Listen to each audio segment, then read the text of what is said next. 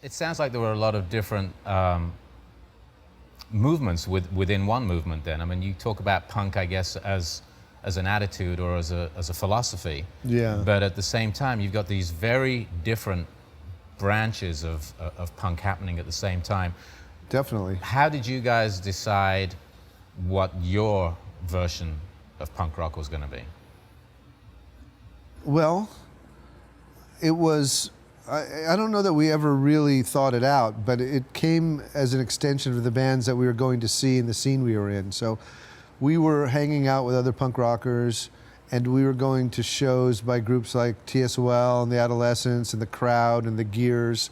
And there was a very vibrant, very intense, very close-knit punk scene in LA. Literally, if you were driving down the street and you saw another punk, you would know him. the chances are you knew him, you know. And if you didn't know him, you actually made a point to find out who that new punk was, and get to, you know, and find it, you know, and then because it was really that small and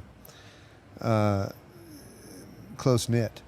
Let me give you an example. Back then, to be punk was a huge commitment. I mean, we took a lot of flack.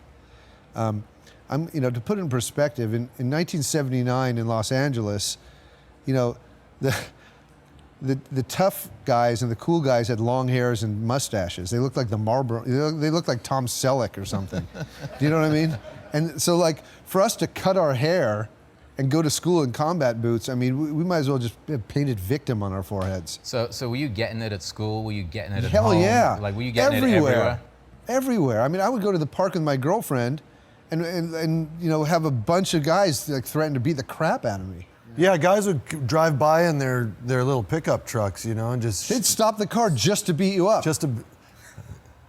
And they would always remind you, you know, punk sucks. Like they always had to, even if they weren't gonna beat you up, they'd just tell you how lame you were. Did that solidify the attitude though even more? Yes, it solidified the attitude and it solidified the community.